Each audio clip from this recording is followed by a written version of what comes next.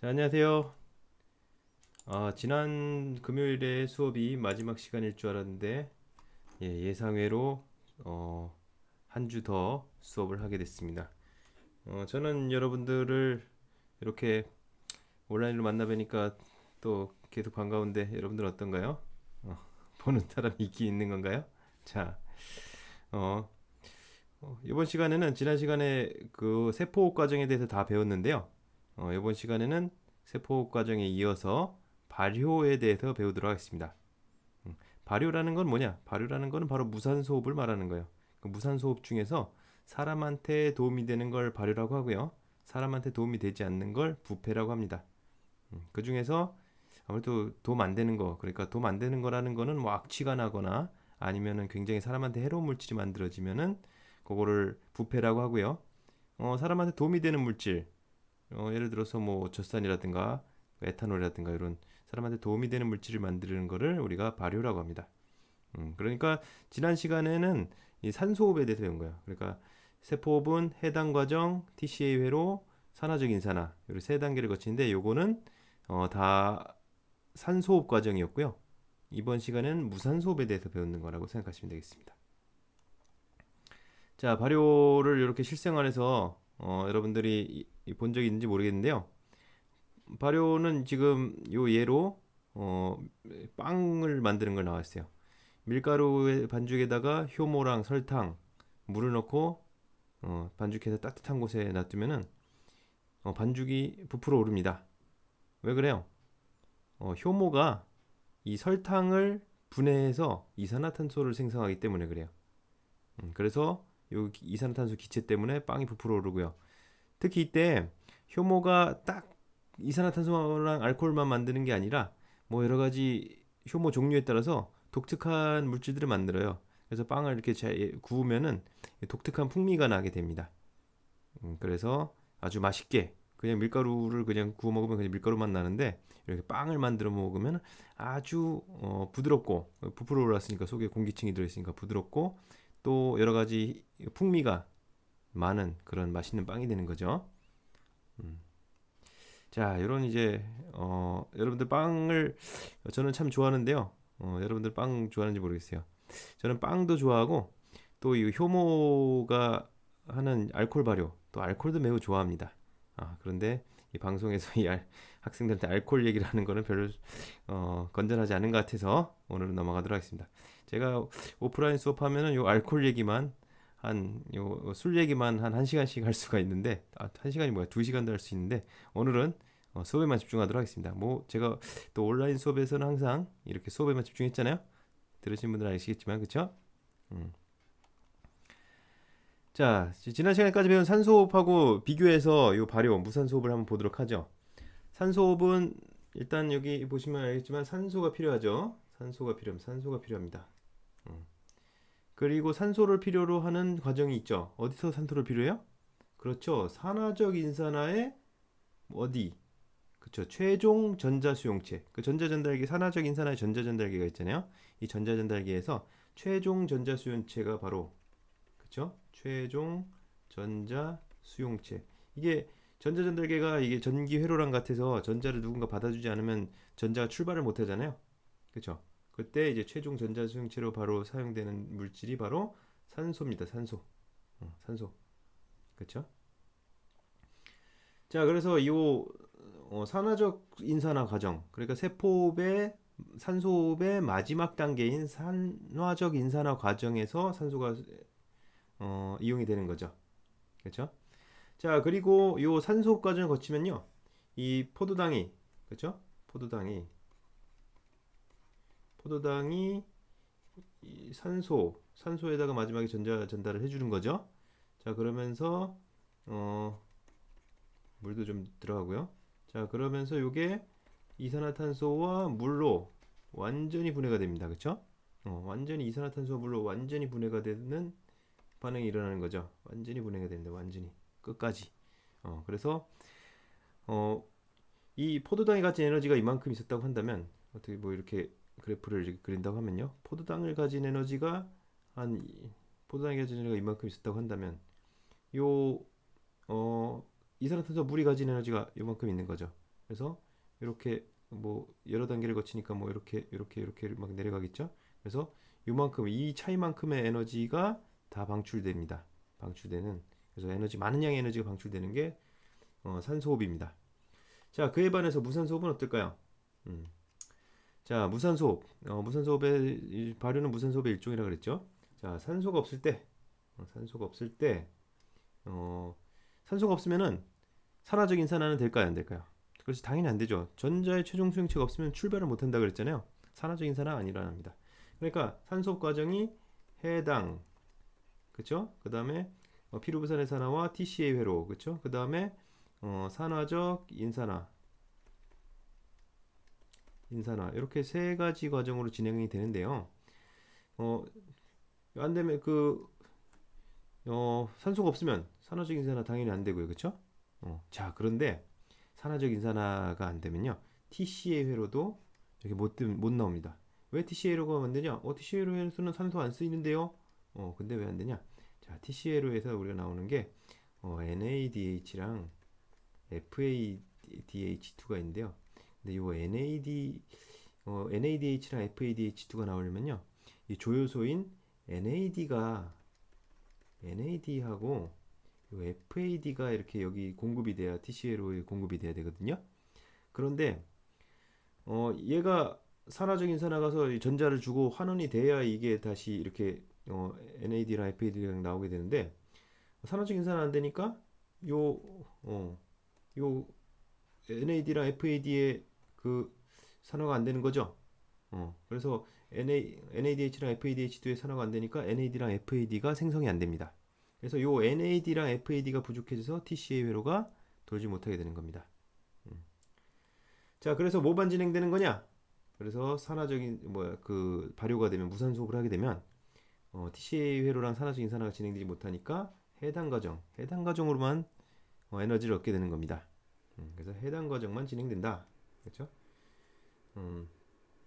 자, 포도당이 완전히 산화되지가 않아요. 포도당은 이 산화적 인산화 과정까지 거쳐야 완전히 산화되는데, 이 해당 과정을 통해서만 아주 적게 산화돼서 방출되는 에너지 양이 적습니다. 그러니까 아까와 같은 그래프를 그리면 이제 요 가로축은 한 시간이나 과정 정도 됐고요. 세로축이 에너지가 되겠죠. 그래서 포도당이 가진 에너지가 이만큼인데, 요 발효로 만들어지는 산물의 에너지는 이만큼이나 가진 거야. 이만큼 된 거야. 그래서 에너지가 활성화 에너지도 요만큼, 나오는 에너지가 요만큼밖에 안 되는 거죠. 요만큼밖에 안 나오는 거죠. 그래서 에너지가 양이 적습니다. 그러니까 물과 이산화탄소가 가진 이만큼의 에너지만큼 이렇게 쫙 떨어져야 이만큼의 에너지가 나오는 건데, 그렇지 않고 여기까지만 얻으니까 이제 나오는 에너지 양이 매우 적은 거죠. 자, 요 산화적 인산화 과정은요, 여러 미생물에서 일어나고요. 그리고 중요한 게 미생물에서만 일어난다. 그러면 또 틀립니다. 그렇죠. 사람의 근육에서도 산소가 부족할 때 일어납니다. 왜냐? 여러분들 근육이 막 생존에 꼭 필요할 때가 있잖아요. 만약에 원시대에 내가 맹수에 쫓기고 있다. 그런데 근육에 ATP가 다 떨어졌어. 근육 에너지가 다 떨어졌어. 그러면 어떻게 해요? 왜냐면 산소를 많이 필요로 하니까. 근육 ATP가 떨어졌어. 그러면 힘 쫙 풀리면 어때요? 그럼 바로 이제 잡아먹히는 거죠. 그런 걸 막기 위해서 산소가 부족할 때도, 근육에는 산소가 부족할 때도 막 아직 남은 영양소가 있으면 짜내서 근육 안에 있던 거 짜내고, 아니면 근육 일부를 막 근육에 있던 단백질을 다 분해하기도 해요. 그런 걸 해서 ATP를 막 짜내서 이제 일단은 살아야 되니까, 그쵸? 그때 산소가 부족할 때 사람의 근육에서도 이런 발효 과정이 일어나게 됩니다. 자, 그림으로 이렇게 나와 있죠. 그림으로 보시면은 산소호흡 같은 경우는 해당 과정, 그쵸? 해당 과정, 피루부산, 해당 과정, TC회로, 산화적 인산화, 이 세 과정을 통해서 ATP가 다 나오는데, 발효는 이제 해당 과정은 또 미토콘드리아도 필요 없잖아요. 세포질에서 일어나잖아요. 그쵸? 해당 과정만으로 ATP를 생산하는 그런 과정이 되겠습니다.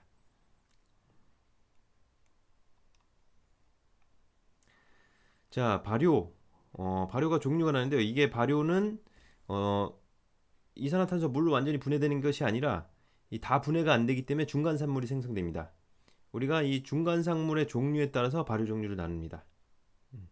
자, 그런데 중간산물이 중간 산물을 어떻게 나누느냐 생기느냐, 이 중간 산물이 어떻게 생기느냐인데, 일단 중간 산물 얘기를 하기 전에요. 먼저 발효도 문제가 있어요.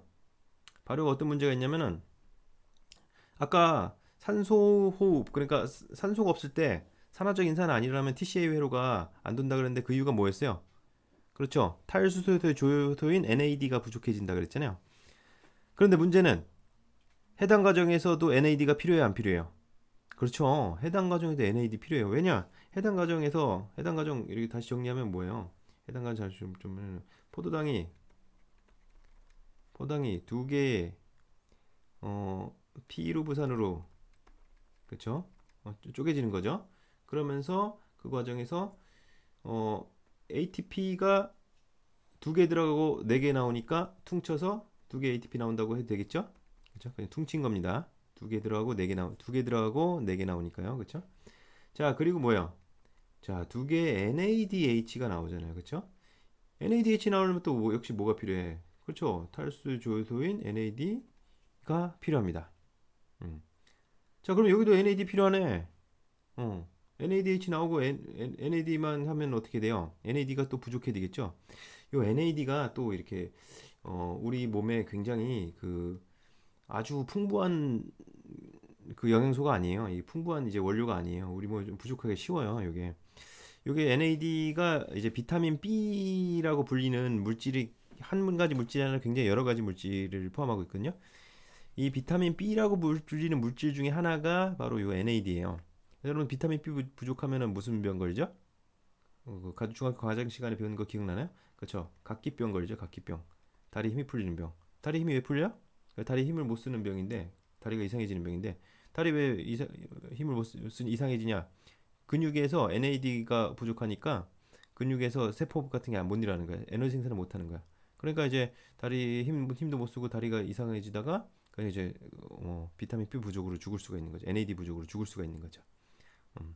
뭐 그렇게 연관을 지시면 됩니다. 딱 맞는 건 아닌데 그렇게 연관을 지시면 되겠습니다. 자, 그럼 어쨌든 이 NAD가 항상 부족하니까 요 산소호흡을 못하면 TCA로도 못 일어나 뭐야 산화적 인산은 당연히 못 일어나고 TCA로도 못 일어나고 그런데 해당은 그럼 어떻게 일어나냐? 자, 요 발효의 비밀은요.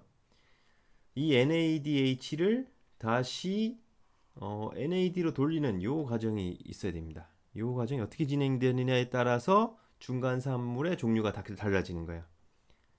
자, 보도록 하겠습니다. 일단은 먼저 알코올 발효로 보도록 하겠습니다. 알코올은 이제 에탄올, 쉽게 말하면 에탄올을 생성하는 과정이라고 보시면 되겠어요. 자, 일단 해당 과정을 통해서 ATP를 얻습니다. 해당 과정. 포도당이 해당 과정을 통해서 두 개의 피로 부산이 돼요. 그 과정에서 이제 두 개의 ATP를 얻죠. 두 개 들어가고 네 개 나오니까 두 개 얻는 거라고 퉁친 거라고 했죠. 자, 그 과정에서 이 두 개의 NADH가 생성됩니다. 자, 그런데 이 NADH를 다시 이 산화시켜서 NAD로 산화시켜야 되는데, 자, 어떻게 하냐? 일단, 피루부산을 갖다가, 피루부산에서 탈탄산 반응이 일어나요. 탈탄산 반응, 탈탄산 효소가 작용하겠죠? 그래서 이산화탄소가 빠져나가게 됩니다. 피루부산 하나에서 이산화탄소 하나씩 빠져나가는 거죠. 자, 그렇게 되면은, 요게 아세트알데하이드라는 물질입니다. 아세트알데하이드. 자, 이 아세트알데하이드에다가 요 NADH가 수소랑 전자를 붙여줘. 전자 두 개 붙여주고 이 수소 두 개가 붙거든요. 그럼 뭐냐? 아세트알데하이드가 바로 에탄올이 됩니다. 그러면서 이제 NAD를 재생하는 거죠. 자, 이런 식으로 피루부산에다가 어떻게든 피루부산을 일단 탈탄산 반응을 일으켜서 아세트알데하이드로 만든 다음에 아세트알데하이드에다가 전자랑 수소를 줘서 자기가 산화되고 아세트알데히드를 환원시키는 거죠. 그러면은 에탄올이 되게 됩니다. 이렇게 해서 에탄올이 생성되는 알코올 발효가 되겠습니다. 요거는 이제 주로 이제 그 작은 균류에 속하는 효모라고 하는 단세포 미생물에게서 주로 일어나는데요. 효소란다. 효모죠. 이게 효소라는 말이 효모에서 나왔어요. 그래서 효소랑 효모랑 비슷하고 자꾸 저도 헷갈리는데 효모라고 하는 단세포 미생물에 의해서 이 많이 일어나죠. 음. 자, 그 다음에 젖산 발효입니다. 젖산 발효는 알코올 발효보다 더 쉬워요. 음. 자, 여기 해당 과정이라서 피루부산 생성되는 것까지 똑같죠? 자, 피루부산에다가 그냥 환원시키면 피루부산에다 그냥 수소랑 전자를 딱 때려주면은 젖산이라는 물질입니다. 그러면서 NADH가 NAD로 산화가 되는 거죠. 이 과정이 이제 젖산 발효입니다. 젖산. 젖산은 이제 여러분들 젖산 생성 젖산 발효는 이 젖산균이라고 하는 음, 젖산균이라고 하는 이 세균이 의해서 주로 일어나는데요. 여러분들 젖산균 사실은 여러분들하고 친숙해요. 자, 젖을 한자로 표현하면 뭐냐? 전유자가 되거든요. 자, 전유자로 바꾸 한자로 바꾸면은 여기서 뭐가 돼요? 유산균이 되죠. 바로 유산균이 바로 요 놈이에요. 젖산 발효를 합니다. 그래서 어디 많이 들었어요? 요구르트, 그렇죠? 요구르트뿐만 아니라 우리나라 음식도 있잖아요. 김치, 그렇죠? 이렇게 신맛 나는 물질, 이 젖산이 산성이라서 젖산이거든요. 그래서 요 신맛 나는 그 요구르트나 김치 같은 신맛 나는 물질이 만들어지는 거는 이런 젖산 발효에 의해서 만들어지는 겁니다.